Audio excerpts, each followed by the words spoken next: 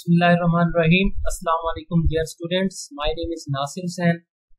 आज हम discrete structure का लेक्चर नंबर 3 डिस्कस करेंगे।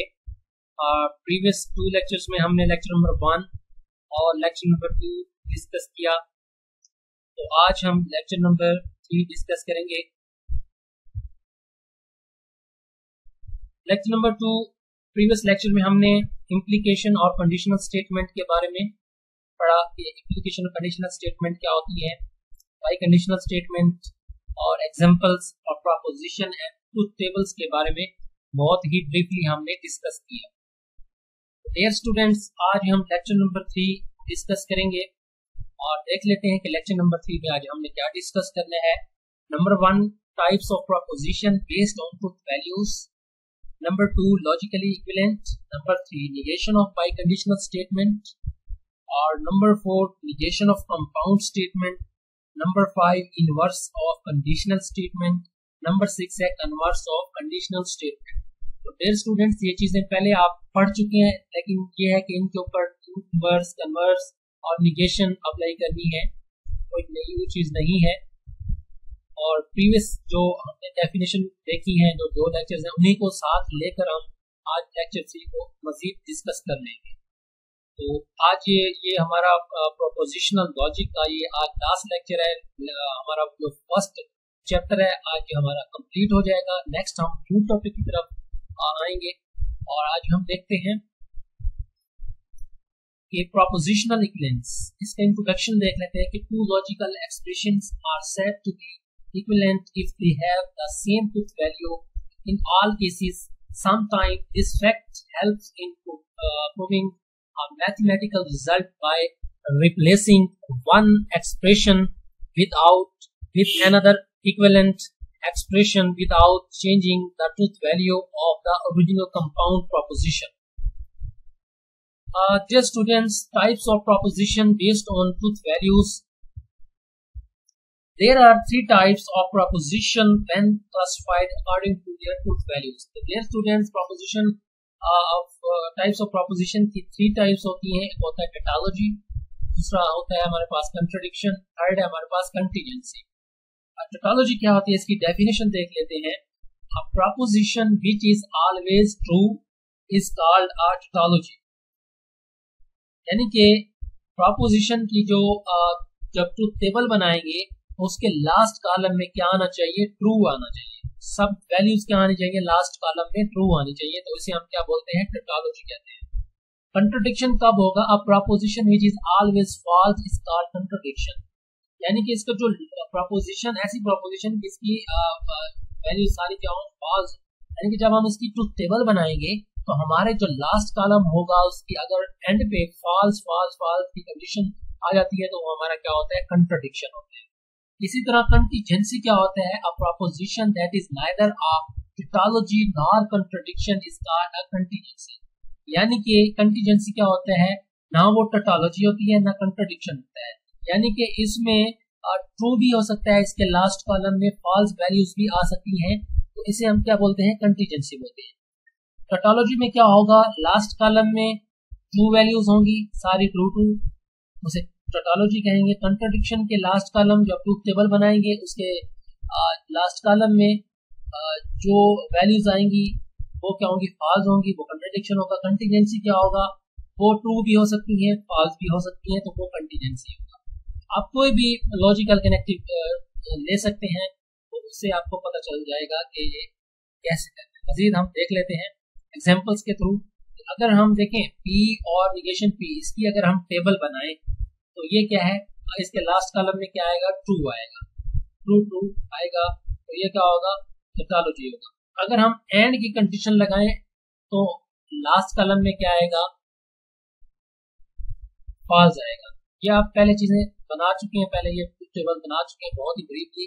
इसी तरह P और Q, इसका कंटीजेंसी जब इनका बनेगा तो वो ट्रू भी होंगी और फॉल्स भी होंगी, तो वो क्या होगा, कंटीजेंसी होगा। मजीद इसकी वो देख लेते हैं हम एग्जांपल्स।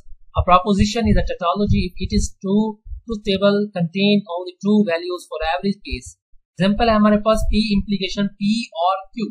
अब देखिए P हमारे पास true true false false, Q हमारे पास क्या है ट्रू फॉल्स ट्रू फॉल्स। और जब हम इसको P और Q बनाएंगे और उसके बाद जब इम्प्लीकेशन अप्लाई करेंगे, ये डायरेक्ट मैंने कर दिया है, तो आपको अब मजीद पता चल गया होगा कि कैसे किया। पहले P और Q किया, उसके बाद हमने P और इम्प्लीकेशन अप्लाई कर दी, तो हमारे पास क्या आ जाएगा ट्रू ट्रू आ जाएगा। नेक्स्ट हमारे पास क्या है contradiction. A proposition is a contradiction if its truth table contain only false values every.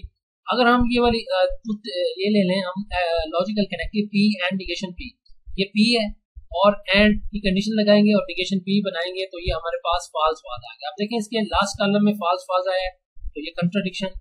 इसके लास्ट कॉलम में ट्रू ट्रू आया है, तो ये क्या होगा टोटोलॉजी हो गया। नेक्स्ट हम देखते हैं contingency. Contingency, the truth table for P and Q implication negation P is a contingency as shown below। देखिए P true true false false, Q हमारे पास true false और P and Q हमारे पास इसकी कंडीशन लगाई हमने, true true होगा तो true true false false false false, दोनों true होंगे तो true आपको पता है। और P पर निगेशन लगा देंगे तो ये P true है तो ये false true false, ये false है तो true, ये false है तो true हो जाएगा। फिर हमने क्या किया कि P and Q और इम्प्लीकेशन निगेशन P लगाई। P हमारे P एंड Q ट्रू है, और आपको मैंने क्या बताया था कि इम्प्लीकेशन में मैंने आपको बताया था कि P ट्रू हो और जो निगेशन P हो वो क्या हो फॉल्स हो, तो हमारे पास जो इसकी इम्प्लीकेशन है कि वो क्या होगी फॉल्स होगी, अदरवाइज क्या होगी ट्रू होगी। मैंने बाई कंडीशनल स्टेटमेंट में मैंने आपको कंडीशनल स्टेटमेंट में मैंने आपको बताया था कि P ट्रू हो, इम्प्लीकेशन या कंडीशनल स्टेटमेंट में मैंने आपको बताया कि P ट्रू हो और Q क्या हो फॉल्स हो, तो हमारे पास फॉल्स आएगा, अदरवाइज क्या आएगा ट्रू ट्रू आएगा। अब देखें ये कंटीजेंसी मैंने क्या कहा था कि कंटीजेंसी में ट्रू वैल्यूज भी हो सकती हैं फॉल्स भी हो सकती हैं, लेकिन ये जरूरी नहीं है कि लास्ट कॉलम जो टोटोलॉजी हो या कंट्रडिक्शन हो, इसमें ट्रू वैल्यूज भी हो सकती हैं फॉल्स भी हो सकती हैं।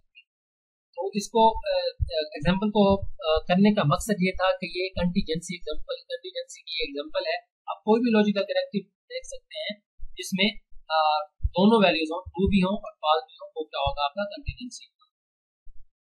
इसी तरह लॉजिकल इक्विवेलेंस क्या होता है, the proposition P Q up to son Q P Q up to son are said to be logically equivalent if they have identical truth value, यानी कि P और Q की वैल्यू क्या होंगी आपस में इक्वल होंगे। इसके जब ट्रूथ टेबल बनाएंगे इन दोनों का, तो इनकी वैल्यूज आपस में क्या होंगी बिल्कुल सेम होंगी। और लॉजिकल इक्विवेलेंस को हम ये हमने जो साइन नजर आ रहा है आपको, ये जो साइन है ये क्या है लॉजिकल इक्विवेलेंस का ये साइन है। अब देखें एग्जांपल हमने ले लिया है, द प्रोपोजिशन P और Q and negation into negation P and negation Q are equivalent. कहते हैं कि इसका आंसर और इस पूरे इसका आंसर क्या होगा इक्विवेलेंट होगा। अब देखें ट्रूथ वैल्यू देख लेते हैं P और ये Q। इसी तरह हमने पहले ब्रैकेट वाली वैल्यूज को सॉल्व करना है, निगेशन P लगा दी, यानी कि ट्रू था तो फॉल्स, ट्रू था तो फॉल्स, फॉल्स था तो ट्रू, फॉल्स था तो ट्रू हो गया। उसके बाद निगेशन Q लगा दी, ट्रू था तो फॉल्स, फॉल्स था तो ट्रू, ट्रू था तो फॉल्स, फॉल्स था तो ट्रू कर दिया। फिर और की कंडीशन लगा दी हमने, और उसके बाद हमने क्या किया P negation P and negation Q को अप्लाई किया, ये हमारे पास आ गया। इसी तरह हमने फिर इस पूरे पर क्या लगा देना है, अगेन निगेशन लगानी है, तो फॉल्स होगा ट्रू, ट्रू फॉल्स होगा तो ट्रू, फॉल्स होगा ट्रू। अब देखें इसमें क्या क्या है, एग्जांपल में P और Q and negation into negation P and Q are equivalent. आप देखें इसकी वैल्यूज और इसकी वैल्यू देखें, P और Q की वैल्यूज और negation into P negation P, इधर आपने निगेशन भी लगानी है, इधर निगेशन लगाने में भूल गया, निगेशन भी आपने यहाँ पे अप्लाई करनी है, यहाँ निगेशन यहाँ भी निगेशन है। तो देखें इसकी वैल्यू और इसकी वैल्यू देखें दोनों सेम है, इसकी वैल्यू और इसकी दोनों सेम, इसकी भी सेम और इसकी भी सेम। तो ये देखें तो एग्जांपल में मैं यही कह रहा था कि द प्रोपोजिशन P और Q and negation into negation P and negation Q are equivalent. अब देखें इसकी वैल्यू और इस दोनों की वैल्यू क्या है आपस में सेम है, तो ये क्या होगा लॉजिकल इक्विवेलेंस होगा, यानी कि इनकी जो भी वैल्यूज होंगी आपस में इक्विवेलेंट होंगी। जिस तरह देखें एग्जांपल नंबर 2 है negation P into negation P equivalence negation into negation P truth table. तो ये आपके पास ट्रू है, फॉल्स ये ट्रू, ये निगेशन इस पर अप्लाई कर देंगे, ये फॉल्स बनेगा, ये फॉल्स होगा तो ट्रू बन जाएगा। फिर अगेन निगेशन लगाएंगे तो ये ट्रू हो जाएगा, ये फॉल्स हो जाएगा। अब देखें negation into negation P into negation P आपस में क्या है, आपस में ये दोनों इक्वल है। इसी तरह negation of biconditional statement क्या होता है, the negation of biconditional statement defined as follows into P implication if and only if equivalent, ये साइन इक्विवेलेंट क्या है, negation P if and only if q equivalent p if and only if negative q। अब कहता है कि ये तीनों जो वैल्यूज हैं, तीनों लॉजिकल कनेक्टिव्स हैं, इन तीनों का आंसर क्या होना चाहिए, आपस में सेम होना चाहिए। तो सबसे पहले मैंने क्या कहा था कि इसकी पी क्यू की वैल्यू लिख लेंगे, उसके बाद हमने निगेशन पी अप्लाई कर देना है, निगेशन पी लिखना है, उसके बाद निगेशन क्यू लिखना है। उसके बाद इनकी जो लॉजिकल कनेक्टिव्स हैं इनको आपने देखना है और इस पर आपने इन वैल्यूज को ड्रा करना है, यानी कि टेबल बनानी है। इनको देख के आपने पी इम्प्लीकेशन क्यू, अब पी इम्प्लीकेशन क्या बनाना है, क्यू बनाना है। उसके बाद फिर इस पर निगेशन लगानी है, फिर क्या करना है, negation P implication negation Q करना है। इसी तरह निगेशन पी और इम्प्लीकेशन क्यू करना है और इस पर क्या करनी है, आपने निगेशन लगानी है। फिर उसके बाद P implication negation Q, P implication negation Q. अब हमने ये बना ली। अब देखें इसके बाद पी पर निगेशन लगाई हमने, तो ये ट्रू था तो फॉल्स हो गया, ये फॉल्स हो गया, ये ट्रू हो गया। ये भी आपको पता चल गया होगा ये कैसे किया। अब देखें इन तीनों की वैल्यू देखें, negation P implication Q, negation P implication Q, इसकी वैल्यू देखें फॉल्स, ट्रू, ट्रू, फॉल्स। इसी तरह negation P implication Q, negation P implication Q, इसकी वैल्यूज भी false, true, false, true, false है। इसी तरह इनकी values P implication negation Q, तो इसकी क्या है, फॉल्स, ट्रू, ट्रू, फॉल्स। अब देखें तीनों की वैल्यूज क्या है, आपस में सेम है, तो इसे हम क्या बोलते हैं, negation of biconditional statement, जिसमें तीनों वैल्यूज क्या है, आपस में सेम। इसी तरह एग्जांपल नंबर 1 है हमारे पास पी इम्प्लीकेशन और निगेशन पी। अब देखें इसको अगर हम करेंगे तो इसमें भी क्या होगा, इन दोनों की वैल्यूज क्या होंगी, और की कंडीशन में दोनों सेम है। इतना देखें फॉल्स, ये ट्रू, फॉल्स, फॉल्स, ट्रू। अब देखें फॉल्स, ट्रू, ट्रू, ट्रू। अब देखें इसमें क्या है कि हमने इम्प्लीकेशन को इनकी एग्जांपल ये तो हमने पहले कर ली थी प्रीवियस मेरे ख्याल में, लेक्चर नंबर 2 में ये हमने पहले कर ली थी। नेक्स्ट देखते हैं निगेशन ऑफ कंपाउंड स्टेटमेंट क्या होता है। The negation of compound statement change in logical connective and to और and from to and. Example हमारे पास है negation P and Q equal to negation P और निगेशन क्यू। इन दोनों का क्या होगा, इसे हम डी मॉर्गन्स लॉ भी कहते हैं, इन दोनों को डी मॉर्गन्स लॉ भी कहते हैं। अब इसकी ट्रूथ टेबल देख लेते हैं, ये पी है, ये क्यू है। उसी तरह आपको पता है कि वैल्यूज को देख के आपने लॉजिकल कनेक्टिव्स बना लेनी है। आप देखें निगेशन पी और negation P and negation Q की वैल्यू आपस में दोनों में ये सेम है। देखिए negation P into P and Q और निगेशन पी और निगेशन क्यू ये आपस में दोनों क्या है, सेम है। तो यही चीज हमने प्रूव करनी थी। इसी तरह सेकंड इसका बी पार्ट है, तो इसकी जब ट्रूथ टेबल बनाएंगे तो इसी तरह इसमें भी यही आएगा, तो ये दोनों क्या होंगी, इक्विवेलेंट है। ये देखिए ये फॉल्स फॉल्स, ये फॉल्स फॉल्स, ये फॉल्स फॉल्स, ये ट्रू। तो ये क्या है, निगेशन ऑफ कंपाउंड स्टेटमेंट। और उसके बाद है हमारे पास इनवर्स ऑफ कंडीशनल स्टेटमेंट है। अब देखें इनवर्स में क्या होता है कि the inverse of conditional statement. अब इसमें हमने क्या लगाना है, इनवर्स ऑफ में निगेशन को अप्लाई करना है, यानी कि जो कंडीशनल स्टेटमेंट होती है या बाई इम्प्लीकेशन स्टेटमेंट होती है उस पर हमने निगेशन अप्लाई करना है, यानी कि P implication Q is negation P और इम्प्लीकेशन निगेशन क्यू। अब इन दोनों में क्या होगा, ये दोनों आपस में इक्वल नहीं होंगी। देखिए मैंने क्या कहा था कि ये पी और ये क्यू है। अब जब हम इस पर इम्प्लीकेशन अप्लाई करेंगे, देखें मैंने क्या कहा था कि पी ट्रू होना चाहिए, क्यू क्या होना चाहिए, फॉल्स होना चाहिए। तो ये क्या आएगा हमारे पास, फॉल्स आएगा, अदरवाइज क्या आएगा, ट्रू ट्रू आएगा। जब पी ट्रू होगा क्यू फॉल्स होगा, तो इम्प्लीकेशन फॉल्स होगी, अदरवाइज क्या होगी, ट्रू ट्रू होगी। इसी तरह देखें ये पी इम्प्लीकेशन क्यू बनाया, उसके बाद निगेशन पी बना लिया हमने। उसके बाद क्या कह रहे हैं, निगेशन क्यू ये बना लिया हमने। उसके बाद निगेशन पी और निगेशन क्यू पर इम्प्लीकेशन अप्लाई कर दी। तो इसमें मैंने क्या कहा था कि दोनों क्या होंगे, P ट्रू होगा। निगेशन इसमें क्या आ रही है कि निगेशन P ट्रू है और निगेशन Q क्या है हमारे पास फॉल्स है, तो फॉल्स आएगा, अदरवाइज क्या आएगा हमारे पास ट्रू आएगा। इम्प्लीकेशन की लॉजिक क्या होती है, P यानी कि पहला क्या होना चाहिए ट्रू और सेकंड क्या होना चाहिए फॉल्स, तो हमारे पास इम्प्लीकेशन क्या आएगी फॉल्स आएगी, अदरवाइज क्या आएगी ट्रू ट्रू आएगी। अब देखें इसमें क्या है, एक दूसरे के इन्वर्स है, यानी कि the inverse of conditional statement P implication Q is P implication Q।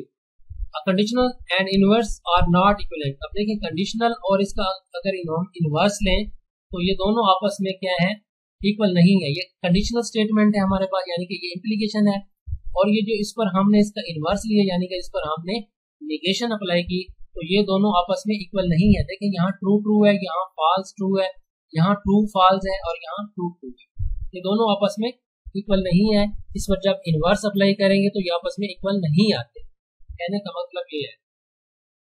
इसको आप एग्जांपल के थ्रू भी कर सकते हैं। फर्स्ट मैं कर लेता हूँ, if today is Friday then 2 + 3 = 5। If today is not Friday, जब हम इस पर इनवर्स लेंगे इसका, तो 2 + 3 डज नॉट इक्वल टू 5। ठीक है, तो ये क्या आपके पास इसकी और भी एग्जांपल्स है, आप खुद कर लेंगे। इस पर इसका इनवर्स लगाएंगे तो ये आपकी क्या आ जाएगी, इनवर्स ऑफ कंडीशनल स्टेटमेंट। इसी तरह converse of conditional statement, converse देखते हैं इसका। पहले हमने इनवर्स देखा, इनवर्स में हमने क्या की कि निगेशन को अप्लाई किया, और कन्वर्स में हम क्या करेंगे P इम्प्लीकेशन Q लेंगे और इसी तरह Q इम्प्लीकेशन P लेंगे। अब इन दोनों का रिजल्ट देखेंगे क्या ये सेम है, तो इसमें तो टेबल में देखते हैं हमारे पास P है, ये Q है, P हमारे पास true true false false true false true false. अब P इम्प्लीकेशन Q करते हैं, अब ये P है ये Q है और ये Q क्या ट्रू है, तो मैंने क्या कहा था कि P ट्रू हो और Q क्या हो फॉल्स हो, तो फॉल्स आएगा, अदरवाइज क्या आएगा ट्रू ट्रू आएगा। तो ये आ गया P इम्प्लीकेशन Q के लिए। अब हम क्या करेंगे, इसका इनवर्स ले लेंगे, यानी कि Q क्या है हमारे पास ट्रू है और P क्या है ट्रू है। अब इसमें क्या हम करेंगे, अब देखिए P क्या है Q ट्रू है, P भी क्या है ट्रू है, तो ये क्या आएगा ट्रू आएगा। इसी तरह Q फॉल्स है तो T क्या है फॉल्स है, ट्रू है तो हमारे पास ट्रू आएगा। अब देखें Q ट्रू है और P क्या है फॉल्स है, तो हमारे पास फॉल्स आएगा, अदरवाइज क्या आएगा ट्रू ट्रू आएगा। तो पहला एक्सप्रेशन क्या होना चाहिए, ट्रू होना चाहिए इम्प्लीकेशन के लिए और फॉल्स के लिए, और दूसरा क्या होना चाहिए फॉल्स होना चाहिए, तो इम्प्लीकेशन फॉल्स आती है, अदरवाइज क्या आती है ट्रू ट्रू आती है। अब देखें conditional and its converse are not equivalent, that is implication is not commutative operator. देखें इसका कंडीशनल स्टेटमेंट और इसका जब हम कन्वर्स लेते हैं P इम्प्लीकेशन Q, ये कंडीशनल स्टेटमेंट है, जब हम इसका कन्वर्स लेंगे तो ये दोनों आपस में इक्वल नहीं आते, इन दोनों का जो रिजल्ट आता है वो ट्रूथ वैल्यू से डिफरेंट आता है।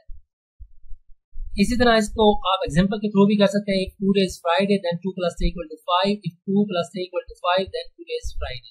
तो इसकी और भी एग्जांपल्स हैं, आप इसको एग्जांपल के थ्रू भी कर सकते हैं, टेबल्स के थ्रू भी कर सकते हैं।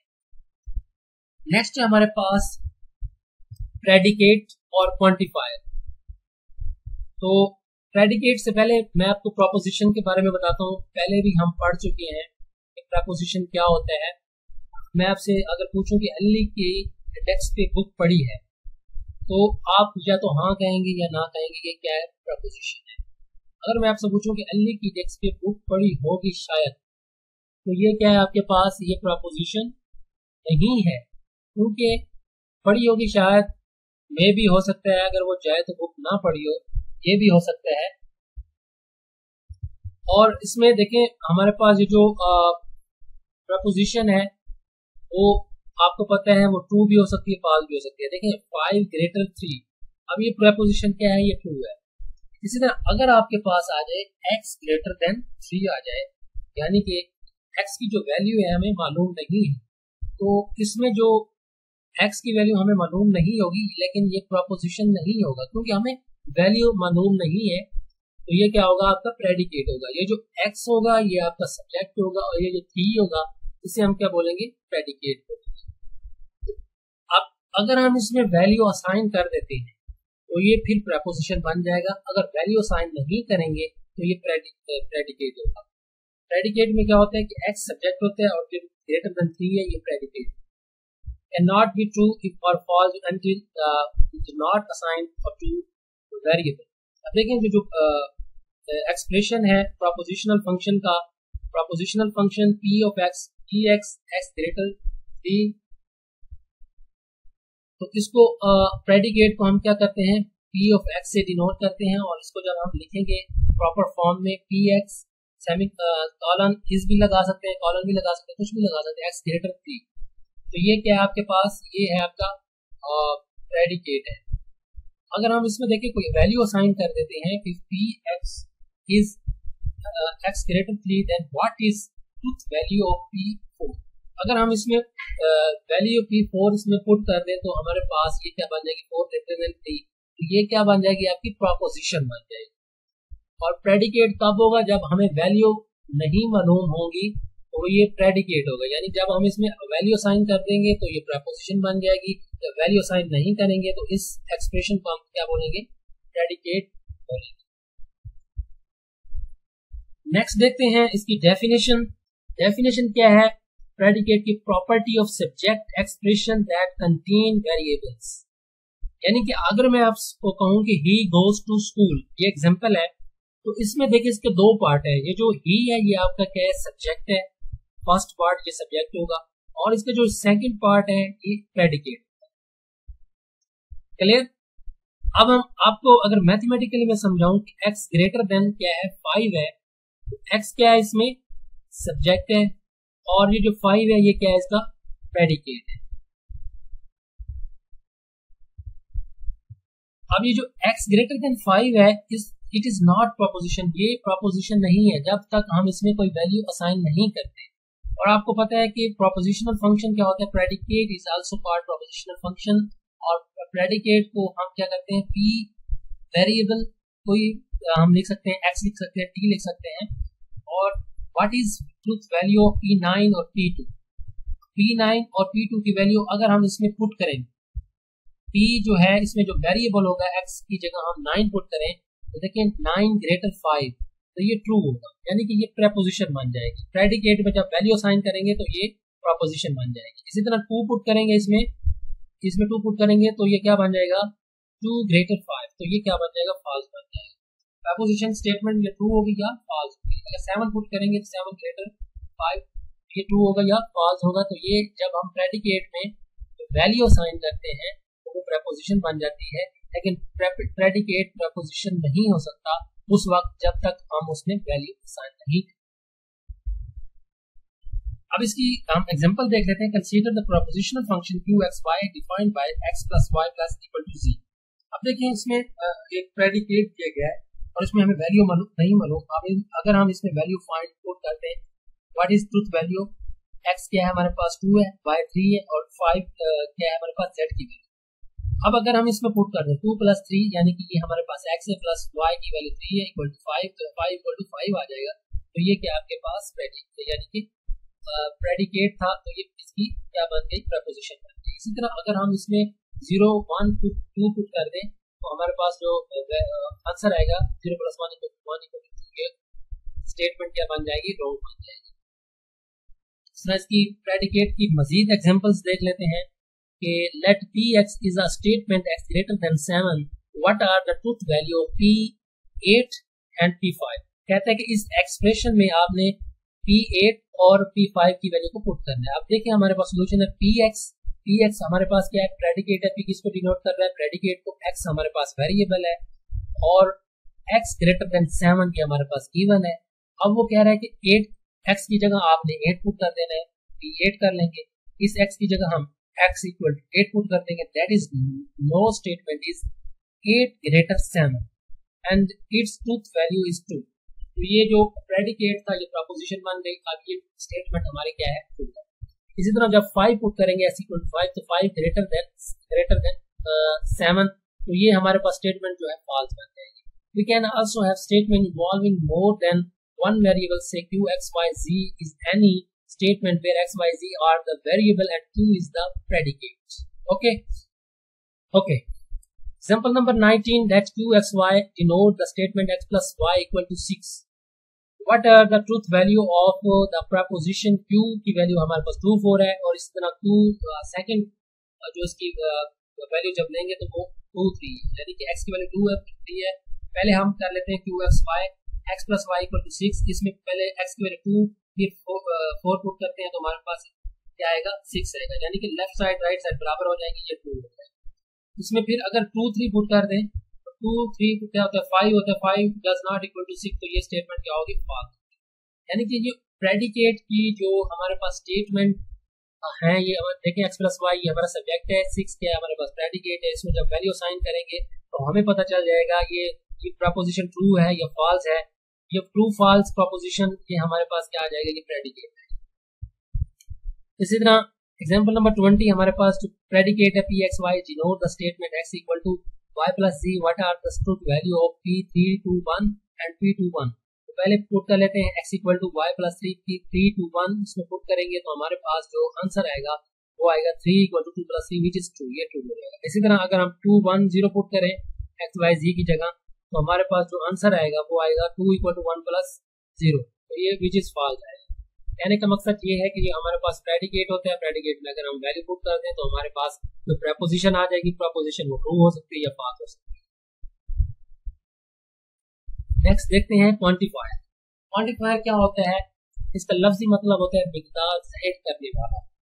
इसकी डेफिनेशन देख लेते हैं। Quantifier is an operator used to create a proposition from propositional function another way if we do not assign value of px। देखें इसमें क्वांटिफायर्स में फिर दो चीजें आ जाती हैं, एक आ जाता है यूनिवर्सल क्वांटिफायर, एक आ जाती है एग्जेंशियल क्वांटिफिकेशन। दो चीजें इसमें आ जाती हैं, और यूनिवर्सल क्वांटिफिकेशन को हम फॉर ऑल px से डिनोट करते हैं, और एसेंशियल क्वांटिफिकेशन को हम देयर एग्जिस्ट से डिनोट करते हैं। यानी कि px is true for all value of x in the universal discourse, और एसेंशियल क्वालिफिकेशन में क्या होगा, there is exist a value of x in the universe of discourse such that px is true. अब जो for all होता है इसमें क्या करते हैं, वो लफ्ज से पता चल रहा है कि इसमें जो भी वैल्यूज होंगी सारी वैल्यूज को हम पुट करेंगे। जिस तरह देखें px हमारे पास प्रेडिकेट है, x लेस देन 5 है, मैं आपको एक कंडीशन दे देता हूँ कि वैल्यू नॉट एक्सीडिंग 4 होना चाहिए, यानी कि 0 से लेकर 1 तक हमने इसकी वैल्यूज लेनी है, और 0 से लेकर 4 तक जब हम जो वैल्यूज चेक करेंगे वो क्या होगी, यूनिवर्सल क्वांटिफायर होगा।